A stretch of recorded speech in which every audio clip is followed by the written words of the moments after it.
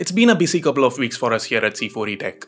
As I'm sure Ash would agree, there have been way too many phones and way too little time. But that doesn't mean we can give the great gadgets at IFA a miss, does it? So here we are, our very own IFA roundup. Now that the dust has settled and the International Tech Show is over, we bring you the best of the crop, the smartphones and gadgets that you actually give a crap about. So let's not waste any more time. This is Sundar, you're watching C4E Tech, and this is our IFA Reveals Roundup.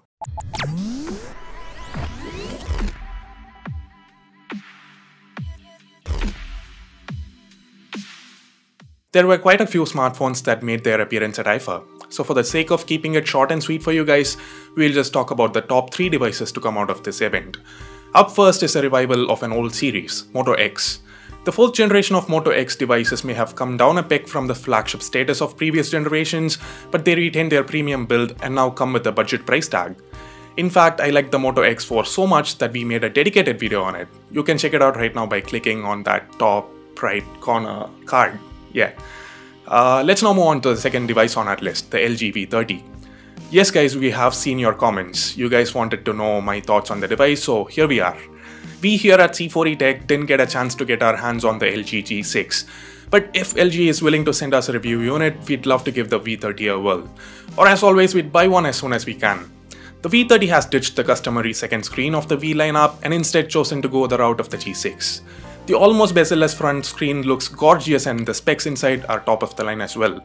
A Snapdragon 835 runs the show, along with 4GB of RAM and 64GB of storage, making this a true flagship inside and out.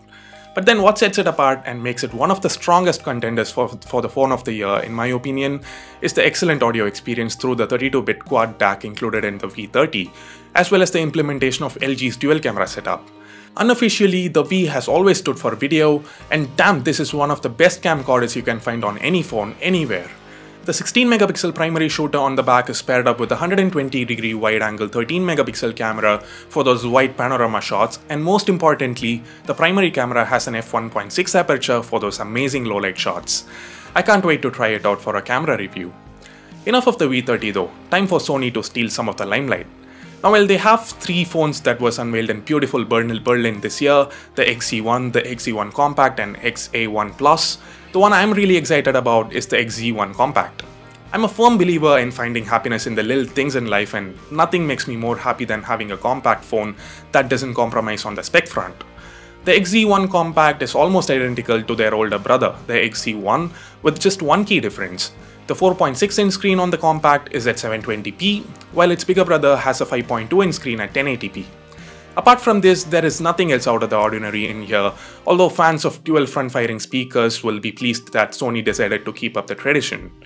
Also, the power key hides the fingerprint sensor, and the phones are IP68 rated, just like the V30. But what's so unique about this, Sundar? I hear you ask.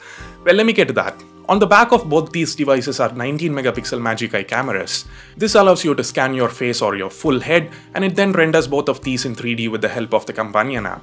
This is one of the best instances of augmented reality that I have seen, and I just can't wait to try it out. Especially in games like Fallout 4, where they already have provisions for making real-life players into in-game models. Augmented reality? I mean, really? Yeah, I was just explaining them. Oh. Alright.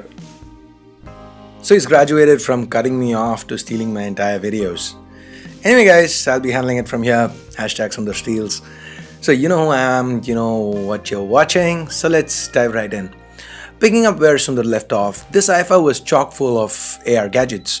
As quite a few of you know, I've been feeling a bit meh about, the recently launched smartphones, the ones that have been releasing in IFA. V30 is interesting, yes, but the X4 feels like a step back for the X series, and Sony phones are, well, Sony phones. Add to it, I'm not too excited for the Galaxy Note 8 either. So I decided that I would instead showcase some of the cool PC stuff that's been unveiled in Berlin. So first up, we have Windows Mixed Reality headset. Now, as you guys might know, I already own the Oculus, but I don't get to play with it often because of how much free space is needed. But Lenovo managed to solve all of that with their Lenovo Explorer, and the Jedi lightsaber fights had my hands itching to try one out for myself.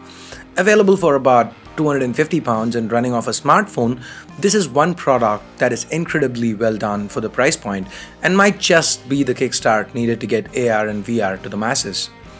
Also worth mentioning is the fact that Asus also had their own version of an AR headset based on the same Windows mixed reality platform out on the show floor.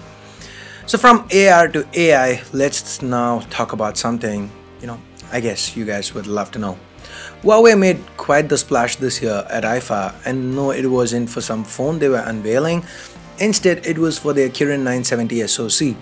While most processors in the mobile world are run-of-the-mill, this one has a trick up its sleeve with a special dedicated neural processing unit. Without boring you with the nerdy details, the specialty of this chip is that it can run AI processes like Google Now and Alexa natively without needing the help of external cloud-based servers. So how can companies like Essential and Google use this hardware breakthrough to their advantage? I'm as eager as you to find out. And finally, you guys know I'm a fan of Fitbit products. Their fitness trackers have been something that I've owned for what seems like ages now.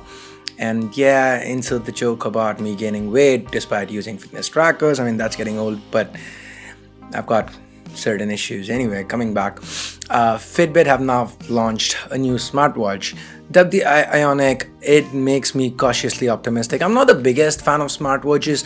I don't find much use to them, but the stealth look and fitness oriented design language makes me want to try one out. In the slew of smartwatches and fitness bands that made its way onto the show floor, only the Fitbit Ionic seemed to draw my attention. And that about wraps it up for this video, guys. This is something new that we tried. Do let us know your thoughts about it. Hit the like button if you want more of these kind of videos. Leave a comment if you want something changed. And if you hated the concept, well, I'm sure you know what to do. Also share this video because that boosts your street cred as a techie by +100. And do subscribe and click on that bell icon so that you get the best news on tech as soon as possible. So that's it for now. Thanks a lot for watching. Till next time, this here is Ash dreaming about a VR PC build once we get the space. You guys have a great day. Bye-bye now.